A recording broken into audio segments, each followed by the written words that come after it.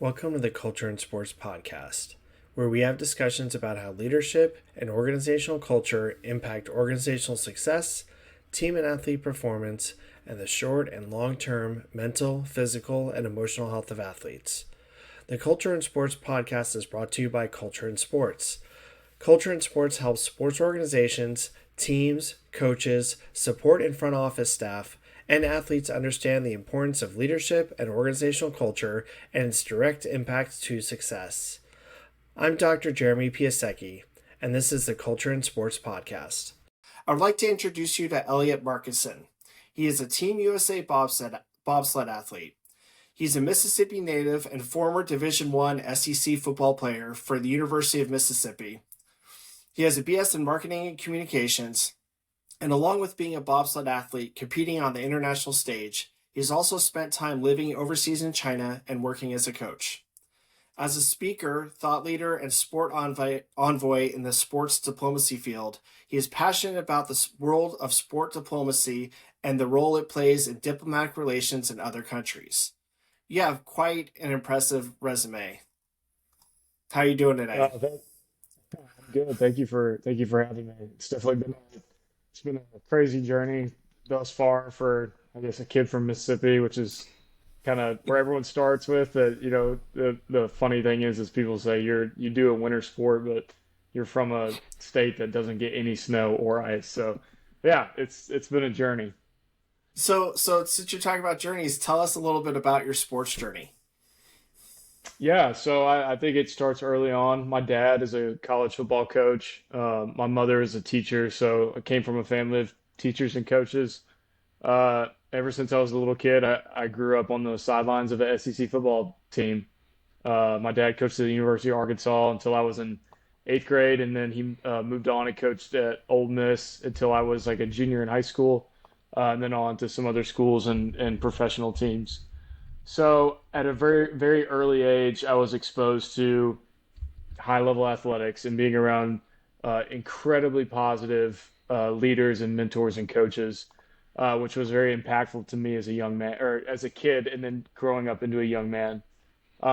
Where I played college football at Ole Miss after my high school career for 5 years. I was a walk on, and I tell people nowadays, I wouldn't trade that for anything. It taught me a lot about life and fortitude and handling adversity. Um, After which I graduated, I immediately bought a plane ticket and I moved on over to China where I was an English teacher and a football coach. And the rationale behind that was I wanted to see the world outside of football, which was up until that point everything I knew, which was great because doing that allowed me to be exposed to different people and cultures that I would have never had the opportunity to be exposed to while I was living in Mississippi, Right. which led me to my career now in sport diplomacy and where we use sports as a way to bring nations together. We call it a uh, soft diplomatic uh, outreach, I guess as you would say. And so I always tell people there's two things that bring people to the table, and that's food and sports. So it's kind of the motto I live by, and it's really great work, and I'm blessed to be a part of this field. And then And which, how? Oh, uh, sorry, go ahead. yeah, and then so let me backtrack. So I got home from China pre-COVID, and a strength coach friend of mine had reached out to me, and he said, "Hey, I don't know where you're at with your athletic career, but U.S. winter sports recruits from old athletic pools, especially bobsled recruits from track and field and football. If this would be something you're interested in." And I was like, "Yeah, I'll give it a shot." And I applied, got accepted. NBC used to have a TV show called The Next Olympic Hopeful. Got accepted to that show, and then COVID canceled it. And then I just still remember getting that letter in the mail saying they canceled the show, and I was like, this can't be it. Like I still want to do this, right? It's so unique. It's such a powerful platform, and so I reached out to the coach, and yeah, ever since then it's been a long, icy, cold journey. So with your experience with all the different levels of sports and schools and teams and organizations that you've worked with all over your life, tell me about the impact that positive leadership has had on you. Yeah, I think going back to when I was just a little kid, listening to the head coach that my dad worked for at the University of Arkansas, his name's Coach Houston Nutt, like a second father figure for me, and just the powerful messages that he would tell his players. And since I could remember, 6, 7, 8, 9, 10 years old, these same messages would apply to me throughout my entire life. And you could see where positive leadership from the very top and having those people in place, it's just a trickle down effect. And because of those powerful positive leaders at the top, it was, your organization will have success. And I've been a part of great organizations, and I've been a part of not so great organizations. And it's, everything starts at the top, and the president and the standard is set at the very top. And coaches like to say that, we want to hold our players accountable to our system and our values. Well, it's not just the players. Everybody on staff needs to be held to that same standard. That's the janitors, that's the video people, that's the equipment managers, especially the coaches, to a level that they should be held at even a higher standard than those of the players, because it's just a pyramid, right? You build it top down. And um, yeah, my senior year at Ole Miss, I played for my head coach at the time was Matt Luke, who played football at Ole Miss back in the 90s. And he was so passionate about the Rebels, and what Ole Miss stood for. And it was, it was intoxicating to play for him, because he'd walk in a meeting room and it would just rub off on you. And to have a leader with that positive, just outreach and persona, and to be a part of that, like that's something that you can't, that's something that a spreadsheet or film can't do, right? That's Right. that's getting players to perform at their best when they know they might not think they can, but because the leadership at the top is so encouraging, so positive, and so player centric, right? So focused on developing the players more than just athletes, but as people. They can pull that, they can extrapolate that from you, right? That greatness. And so that's something I've seen, and experienced. And it doesn't matter the sports, it doesn't matter the sports team or the organization. I think working in the business world as well, seeing that, like, very positive, effective business leaders, CEOs from the top down. And if you don't have that, then your team might not perform, or they'll be looking for other places to go. So you were talking about the coaches and rubbing off on you, or just sayings they had that just stuck with you. Like, how did they impact you, like as an athlete and also the person you are today? Yeah, I think the biggest thing was how you carry yourself, especially in a crowd and especially around people that don't know you. I remember Coach Nutt always telling his players, and something I listened to him say since all the way up till I was in high school, and it was, you never know who's watching you. You never know who's looking up to you. So whatever you do, you pick up that extra piece of trash laying on the floor in the locker room. You say yes, ma'am, no, ma'am, yes, sir, no, sir. Right? You carry yourself a little bit differently, because the president, the culture is set that you represent something bigger than yourself, right? And it might not be the university or the professional team or the business that you stand for, but it's also your family and the people that have invested in you along the way. You represent them every day. And so how you carry yourself, there might be some kid, you might be walking into the mall or the movie theater, and there might be some kid, there will be maybe somebody that knows you or recognizes you from, Instagram, social media, whatever it might be, and they say, "There's that guy," and it's what kind of model do you want to be for them, right? In a Right. positive light, right? Another one, one of the biggest ones for me was, you should treat the janitor the same as the CEO, right? You are not too good for anybody else, right? We all will live a finite time here on this planet, and people will never remember your accolades or how many medals you won, how much money you made. What people remember is how you made them feel, right? And that was something that was taught to me by very positive leaders at the very top. And just anecdotally, right?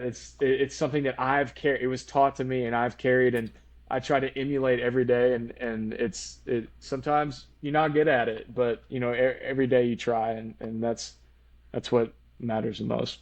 No, that's awesome. I mean, that's just so amazing how you've taken all of these great lessons and implemented it into your everyday life. Not only out on the field or in your bobsled, but also in the locker room or at home. Even if you're just going to the grocery store, it seems like those life lessons have really stuck with you. From those coaches. Absolutely. So you mentioned your support group earlier. Who is your support group, and like what did they provide for you? And I know each person probably provided something different, but please tell us a little bit about that. Yeah, I think whenever I think about my support group, I think of everybody that's invested in me along my short 28-year long journey in my life, into where I'm going. And that could be anybody from my youth pastor back home in Oxford, Mississippi, to a friend's parent who fed me dinner in high school, or maybe bought me groceries in college, right? Or obviously my mom and dad, my sister, my immediate family, and my dog, especially. I definitely count him in my support group. But it's those people that have given and sacrificed. It might just be a little thing, it might be a big thing for you, for your well-being and for your success. And when you take a step back from the proverbial table of your life and getting kind of into the everyday, and you're working so hard to achieve, whatever it is in life. And if you take a step back and you think about all those people and all those circumstances that have helped put you where you are today, it like you just can't help but to just be so thankful, and you don't want to let them down. Right. Some mentors of mine are definitely my dad, Coach Nutt, like I talked about before.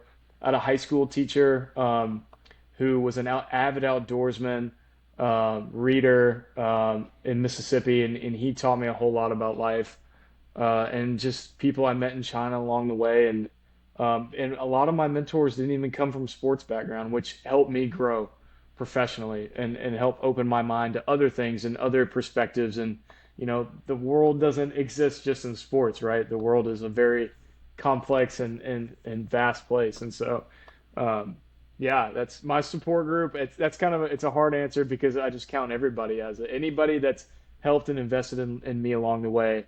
I just can't say thank you enough to them. I wouldn't be where I am today without those people.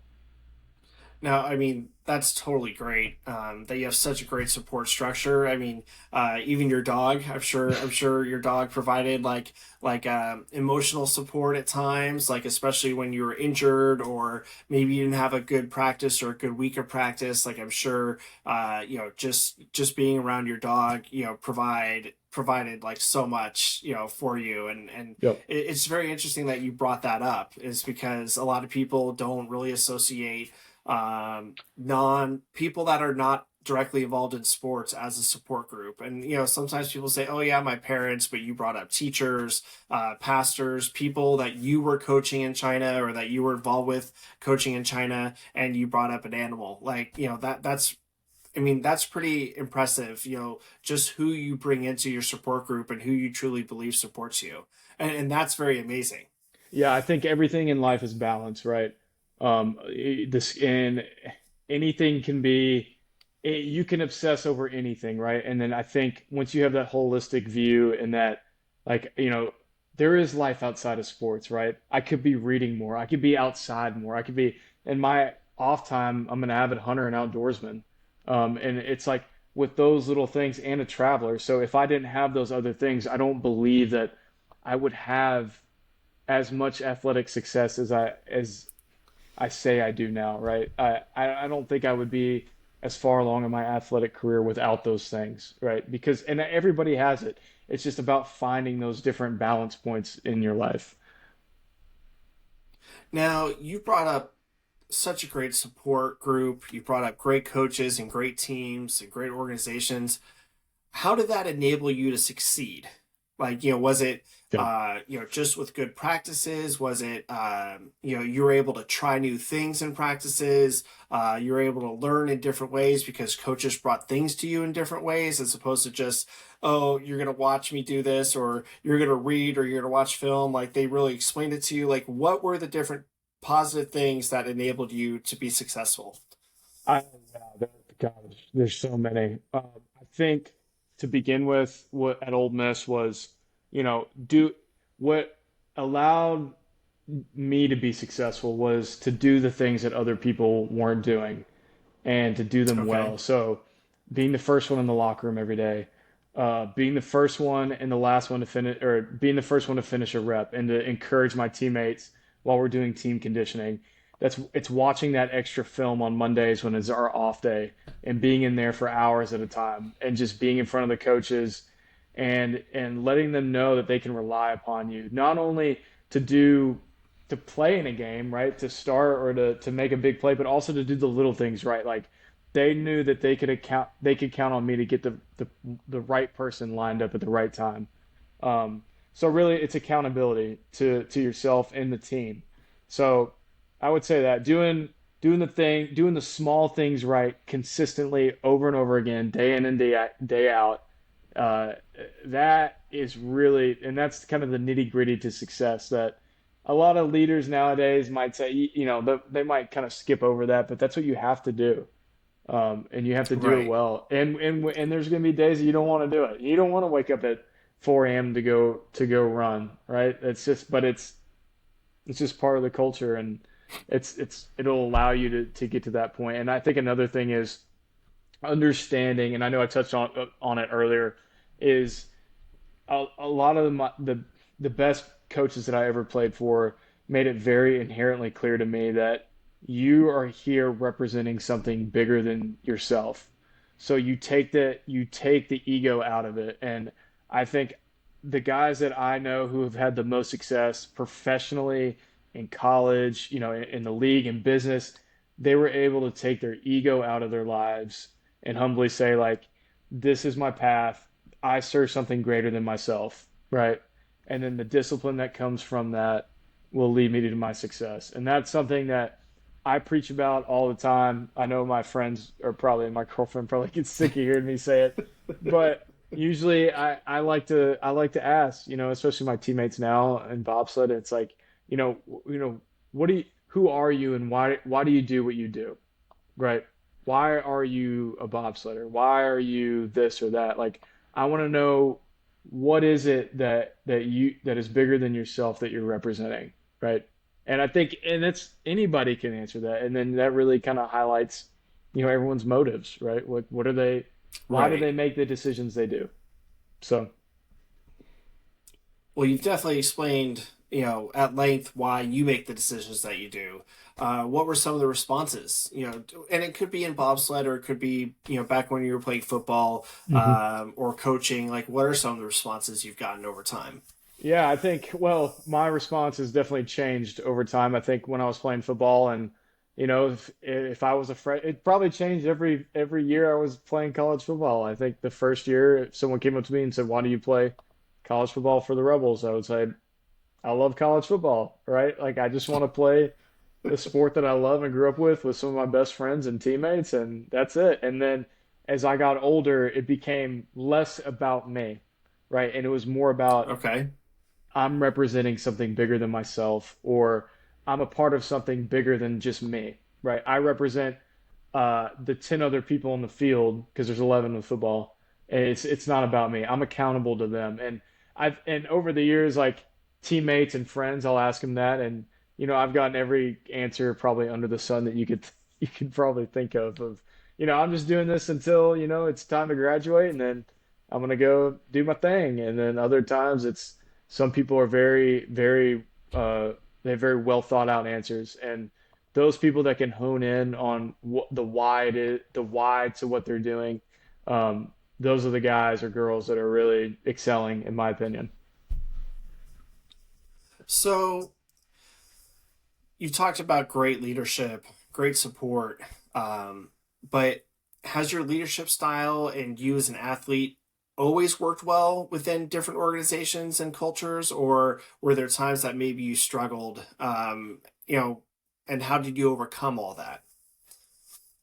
Yeah, I think definitely there were times where I've struggled. Being playing collegiate sports and then at a very high level, and then going on to do, represent the USA and in international sport. I think there have been times where I've butted heads with leadership over maybe just like how things should be done or the rate of speed they should be done, and learning how to be a little bit more tactful and be a little bit more humble, right, about how to maybe approach Mm. a different scenario and learning because, in my mind as a football player, right, I just, I see an obstacle and I want to just start chipping away at it. And oftentimes it's, it's learning how to work with other people that might not have that same perspective, Right. right? So, yeah, it's been a learning, and I think it's just the different iterations of life as well. I think as a young man, it's you're a little bit more gung ho, and you don't wanna swallow your ego, and but the older you kind of you move on, and I think living in China helped a lot with that because it taught me cultural communications beyond what I knew here in the United States, working with people from all over the world. I learned so many different perspectives and how to communicate how I'm feeling or what I need to be done, what I need to get done or to be done. And so, yeah, it's a lot of change. So earlier you were talking about how you would talk to coaches about doing things differently or better. Were those leadership issues, or were they more just like strategic or like practice issues? Yeah, I would say more strategic and practice issues. So like if you're watching film for a game that week and you're watching your opponents play the game the week before, and then I'd be in the film room just I'd ask 1,000 questions, and to me there was no such thing as a dumb question because I would rather ask a question and kind of you know maybe be perceived as dumb to begin with, but I want to know the answer before I get out on the field in front of 70,000 people and then try to you know not make that mistake, right? And so I want to know, and Right. I think, which is great because that same mentality's kind of moved on to my professional life of, you have to ask questions and you don't, there is no such thing as a dumb question, right? I think you're foolish if you don't ask it, right? So, So when you go into a locker room or out on the track or anything, do you walk in thinking that you're the smartest person there or possibly the dumbest person there? I, And then why do you think that way? yeah, I think a better way to phrase this is I don't want to be the smartest man or person in any room that I walk in. I think that is a way to stagnate your growth and your development as a person and as a leader, really. I want to be able to walk into a room and learn something from everybody in that room. And whether that be at the track, on the football field, in a phone call conversation, in a podcast interview, I think anybody can learn something from anybody. And if you walk in the room thinking that you're the smartest, then you're already setting yourself up for failure. Now, when you were at Ole Miss and you were finishing your football career, maybe you weren't finishing your football career, like what did life after your time at Ole Miss look like, or your life after football? Like, what were you thinking a number of years ago when you were finishing your final year of football? What was next for you? Yeah, I think this is it's a pretty common question. I'd already kind of had the conversation with myself that, like I'm not going to go play in the league. Football playing wise will most likely be done for me, and now it's transitioning out of football, life after sport, essentially. And it's a big thing amongst college athletes nowadays and professional athletes.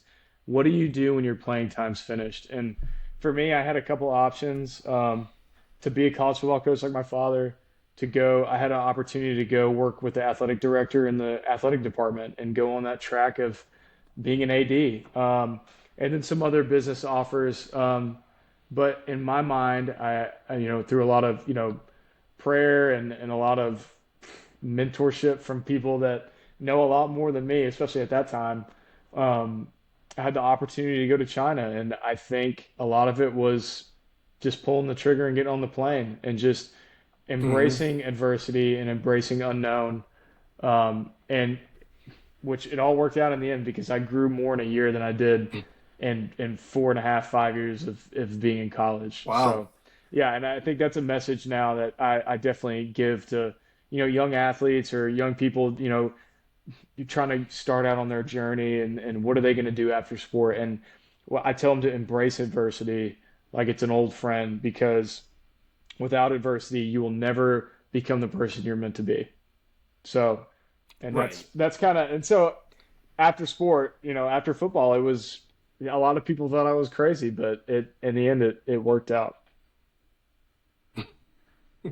So at no time were you like, yes, after I'm done with playing at Ole Miss, I'm going to be on Team USA for bobsled. At no time you were thinking No, that. not even, it didn't even cross my mind. I think what I was thinking of at that time was I'm going to go overseas.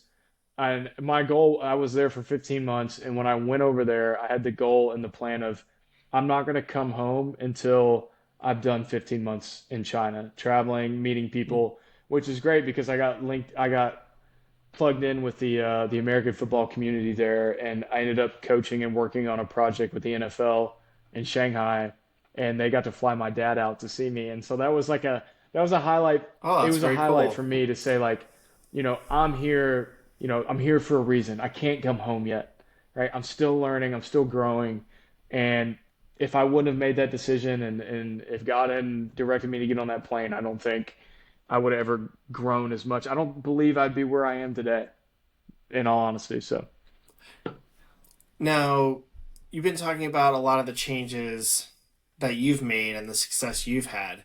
Do you think your time, in China or your time even as an athlete, like do you feel that you've positively impacted like those around you, or do you feel like you um were strong enough to positively impact others? Like where did you how did you feel about even impacting others, or did you not even think about I, that? the way I think about it is, I hope that I'm an impact in some way. Not that I want to, not that I'm looking for it. I just hope that my story and what I'm doing and the struggles and adversities I've faced can inspire somebody else, way down the line from me to, maybe take Right. that risk, maybe get on that plane, maybe try out for that sport that they never thought they'd end up doing or face that adversity with their chin up high in the air. I, my life is had just as much failures as successes and, still battling those every day. Life is I give the metaphor of, Sisyphus pushing the rock up the mountain, right?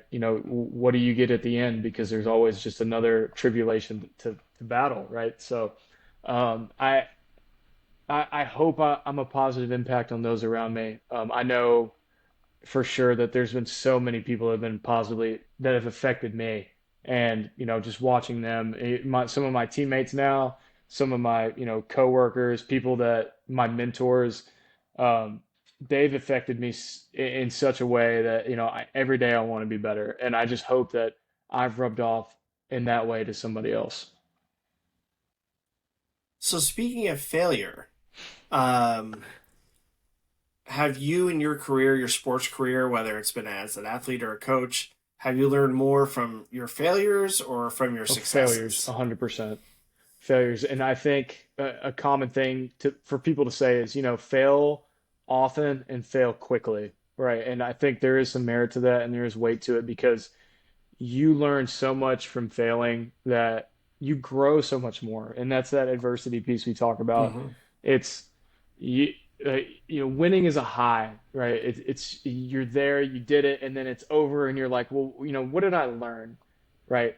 But failure is something that it could stick with you, and it can negatively impact you if you don't turn it constructively, right? So I think failing quickly, Right. failing often, and turning it into a positive thing, right? So like for bobsled, this is a great analogy. Bobsled, if I'm not pushing the times I need to be pushing, or if I'm not placing high in a race, then I think it's going back and looking like, hey, like owning up to my shortcoming and my failure, saying like, my form's bad. I need extra time on the sled. I'm not fast enough. I need more time sprinting and I need more sprint technique coaching. Right? So failing, Mm. owning it, and positively, just shaping it and moving on. So when there were times that you failed, and you were talking about you're basically overcoming adversity and being resilient and all those things, were there? was there ever a time or times where you just weren't that resilient and you really struggled coming Yeah, through, like, to move yeah, forward? And what yeah, was that? What did yeah, it look like? absolutely. There's been so many times, whether that be, getting passed up for a promotion or a job or, a career advancement or on the playing field, not getting to start one week at Ole Miss or not pushing the time that I need to be pushing in bobsled. And I think those are all things that, I've faced at different aspects in parts of my life. But what I've noticed is they've built on each other, right? At first, if I wasn't getting enough playing time at Ole Miss, and I'd be really frustrated and I would take it personally. Like I would start blaming other people, but I needed to turn it around and really look at myself, right? I'm accountable for that failure. Hmm. And, there's things that you can't control, right? Sure, but, it's owning that as well. Owning everything about every decision you make, every outcome that you have, good or bad, owning it and saying like, what can I do to address it and fix it and move forward? And really, I mean, it's hard though. That's a hard lesson because our egos want to tell us like, no, like it's their fault, it's their fault, they're out to get me. No, it's Right. at the end of the day, you're responsible for your own actions and your own outcomes, good or bad. So you becoming more resilient during those incredibly difficult times in sports. Was it a lot of self talk that brought you back up? Was it was it going to a mental health professional? Was it talking with your support group, like your parents or some key teammates? Like who who did you go to, or how did you go inside of yourself to Yeah, I fix think a that? lot of it was self-reflection, self-talk is big, a lot of prayer, and then my support groups, like you said, like my friends, my key teammates, our core group of friends in college that, we all were going through the same thing. And so being able to have that camaraderie while you're going through hard times, while you're suffering, it just builds those bonds and they pick you up and they help you move on. And then obviously my dad being a coach, he was a cornerstone in that process. So um, yeah, it's a mix of all the above. And I think another one too is, and I preach a lot about this, but disconnecting, knowing when, okay, I'm doing more harm than good, right? Maybe I need to take a step back from the table. Maybe I need to go, take a few days off from training. Maybe I need to go be in nature. Maybe I just need to think about things in a different way, have a different perspective, right? And then come back refreshed, reloaded, ready to re-engage. And I think that's important. Oh, that's definitely important. So you've talked about this a few times indirectly, but as both as an athlete and a leader, as a coach, and even you working in office, have you always been the same person? And what I mean by that is, are you the same person as a coach? Are you the same person as an athlete? Are you the same person in the office? Are you your authentic self at all times, like when you're at home, or are you different people in different Yeah, I times? think I I like to say I'm the same person every time. I think most people would agree. I'm a really positive person. I'm a glass, half full kind of guy. I'm somebody that likes to attack challenges and I'm pretty adventurous. And I guess you could say diplomatic, based off my career. But yeah, I think there were times, obviously, with some setbacks or some disagreements, especially in the working environment, where, you and leadership just butt heads, and it's hard to um, it's hard to like see the bigger picture. I definitely think that as I've grown more into, what I'm passionate about and what I'm working in now. I think when I was younger, just coming out of football, still trying to understand life outside of sports, I think I was really impatient, with opportunities and growth. And I think that I've definitely learned how to be more patient and how to pick the right things to attack, I guess is a better way to put it.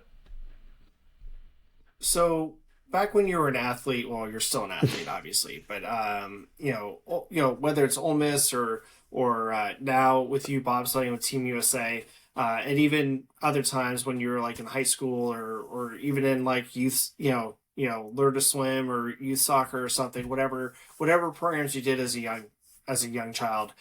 Do you think that authenticity, uh, positively or negatively impacts like how a coach coaches? Like, do you think as an athlete, how you receive it, if they're being their authentic selves, or if they're just trying to overproduce or be a better coach, or they're only focused on winning as opposed to really just being who they are and reaching the athletes a better way? 100%. I think some of the best coaches I ever had were authentically themselves, whether that be weird or manic or crazy or just hilarious. I think those coaches, and my dad's one of them because I've seen my dad coach and the coaches that I've had as well in my college and athletic careers at any stage of my life. My best coaches I ever had were those that were just authentically themselves because they could pull and extrapolate greatness from us and from myself. Like, my linebacker coach my senior year, crazy, but I would have ran through a brick wall for that dude, right? And you can't explain it. Numbers on a spreadsheet can't explain it. Vert tests can't explain that, right? Like that is Right. pure leadership at its core, right?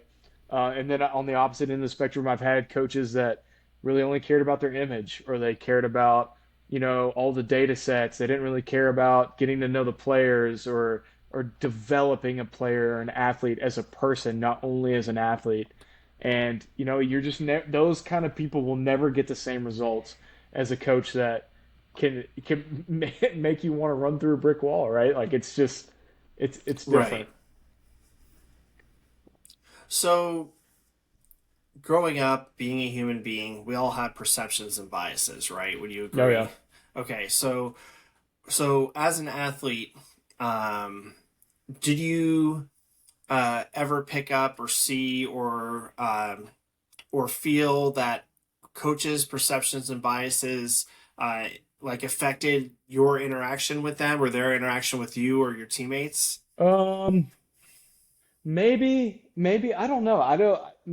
Not any off the top of my head. I guess I Okay. always looked at it as, what does your work ethic say about what you're saying about yourself? So essentially does your work match what you say or do or talk about yourself, right? And so if they matched, in my experience was that the coaches never treated you differently, right? They would recognize work ethic, they would recognize you know, tenacity in that aspect. But then they would also recognize if you were lazy, right? If you were just talking in the locker room or Mm-hmm. talking wherever, and then you were late to practices, you weren't accountable to your team. I think I would say in those circumstances, yeah, they were biased. They weren't going to play you because the coaches, in their eyes, how could you put a guy out on the field on Saturday in front of 80,000 people and you can't even expect him to show up to class on time? Right. It doesn't matter how Right. much talent they have. If they can't rely on you and they can't count on you, then you'll never play. Right. And so that's a Right. whole different soapbox for sure, especially being a walk on and a former walk on and yeah, I mean it's yeah. So, what have you done in the past as an athlete, or what have you suggested to athletes when you've been coaching about prioritizing self care and wellness? Like, not only for yourself, but even for your teammates. Yeah, I'm the balance guy. I I preach and talk a lot about balance and the importance it plays, especially in a sport like bobsled and representing a notch up from collegiate level, like your Team USA. That's pinnacle, and I think it's healthy to have a balanced life, to have a life outside of sport. And the analogy I give is if you don't understand what interests you outside of your sport, then you need some real reflecting time because there's no way that you can pour your glass out into something if it's not being filled elsewhere, right? And so it's universal, even outside of sport. Like it's with anything in life. What are your hobbies? What do you like to do? What do you like to read? You know, do you like to play board games? It doesn't matter. Whatever it is, you know, you need those things because that's inherently who you are. And if you're not doing them, then you can't Right. ever expect to have success. And even if you do have success in sport, you're just going to get burnt out. And then at the end of it, you're going to say, what have I done? Hmm. Right? So you're a huge proponent of being able to take a step back, disconnect, and for a lot of people, exercising and working out is Right. the outlet to get a lot of frustration or to think through things or any of those things. But when you are an athlete, what are specifically some of the things that you do to actually come down from being upset or super excited about something? How do you become resilient? How do you overcome the adversity that you've talked so much about during our Yeah, I session think here? a good thing that a coach that in college, while playing football at Ole Miss, instilled in us was win, lose, or draw, which there's no draws in football, right? So victory or loss on Sunday. So we play on Saturday. Sunday, we watch the film, good or bad, and then you ball it up and you throw it away. It doesn't matter. The win doesn't matter. The push time does not matter, right? It's having that. It's having the discipline of self-reflection, saying like, okay, we're going to celebrate a win, but we're going back to work. Or with a loss, we're going to understand why we lost. All right, now we're gonna attack it. And we're going to combat it. And so in sport, it's a good mental way to say like, hey, I did great.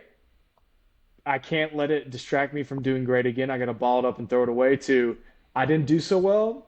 I got to get back in the lab. I got to get back in the weight room. I got to study film. I got to do whatever I can to get back up there, right? But I'm still going to throw that away because I can't let it negatively impact me.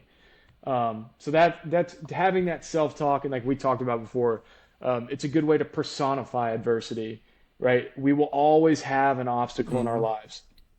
How can we take that obstacle, personify it, and how can we attack it in a constructive way? But then on the other end of it, physically, I would say, working out and running and getting outside is a big thing. To get outside, get sunlight, get into nature, go to the ocean, go in the woods, right? Like for me, I love traveling. I love the ocean, and it is a way for me to turn it off, right?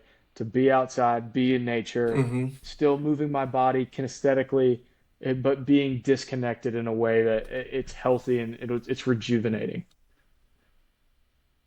Right. No, that's such a great answer to that question. So, during your time as an athlete at any level, did you ever play on a team that had like just a really bad Yeah, culture? And what did yeah. that There look like was for definitely you? there was a few times that we I've been a part of organization or teams or organizations that have had bad cultures, and one of those years it resulted in at Ole Miss we got banned from going to postseason bowl games, and we got a penalty from the NCAA, and it's like I remember how negative that was and the impact it had on us as players. I remember the team meeting whenever they let us all know what was going on, and it was like, man, all this work has been for nothing. And we talk about positive leadership from the top down, and the leaders set the example, they set the precedents, like they set the tone for everybody else. And I just remember being a young player at that time and saying, you know what, like our leaders didn't do that. They didn't practice what they preached. They weren't held to the same standard that we were being held to, and to me that hurt, right? Like that's but it's a good on the opposite end. It's a good learning experience to say, if I'm ever in that situation Right. as a leader, I know what to do and what not to do. I know how to carry myself, and I know how to attack these challenges, right? I know based off these situations with poor management in business, poor leaders working for somebody bad, or being a part of a not so great organization or team, I know based off what I saw, if I ever am blessed with a chance to be in a leadership position that way, I know how not to act, right? I know how to go and engage those players that might be thinking, man, like I should transfer. I gave everything I had for these guys, and for what? So they could just, right? And Right. so but that's a way. It's a good reflection point, saying like, and it's with anything, right? I know we've talked about adversity a lot, but it's recognizing the adversity, embracing it, turning it constructive, and turning it into a positive thing in your future. Right. So, what are your plans post Team USA? Yeah, that's a great question. I Or are you just gonna sled and for the next No, 15 no, no, no, years? no, no. I, I bobsled's great, and bobsled is such a unique sport, and it is such a great platform to wear the American flag on your uniform in competition. It it's like playing it's like playing in Alabama, right? It's the peak, right? So I think when I'm done, I love my career in sport diplomacy, becoming a speaker in that field, and really working on sports and how we can use sports to build bridges in countries, and in that capacity. I think there's a lot of work to be done, and I think sports are a powerful tool to get people to the table. So, Elliot, thank you so much for taking the time to meet with us today. Seriously, I mean it's been such a great discussion, and I know we could go for hours or days. So, but before we do go, do you have any final statements to make, like to any athlete, coach, like support staff, high performance directors, like or even the athlete support structure, whether it's here in the United States or anywhere else around the world? yeah, I would say to everybody, athletes, coaches, administrators, athletic directors, medical staff, equipment staff, you know, you guys all play such an important role in every organization. No role is better than the other. Everybody's pulling in the same direction, and understanding that you're all there for a reason. You're not there by coincidence, and you serve something greater than yourself, right? Whether that's your team, what you believe in, your brand, whatever it is, it's not about you, it's about the team. And I think if you have that mindset, you'll always find success in life, whether that be in sports, your career, whatever it is. So, yeah. Thanks for having me on the show. It's been awesome. Yeah, thank you again. And that's a wrap for this week's episode of the Culture and Sports Podcast. We hope that this episode has started an internal dialogue, or even one with your team, about the importance of leadership and organizational culture. If you'd like to learn more about culture and sports, the Culture and Sports Podcast, or other programs, go to cultureandsports.com, where there is a wealth of resources, articles, research, podcasts, video shows, webinars, and courses. And don't forget to connect with us on social media on Instagram, Facebook, TikTok, YouTube, and LinkedIn at Culture and Sports, and on Twitter at Culture in Sport. Thank you for tuning in to the Culture and Sports Podcast.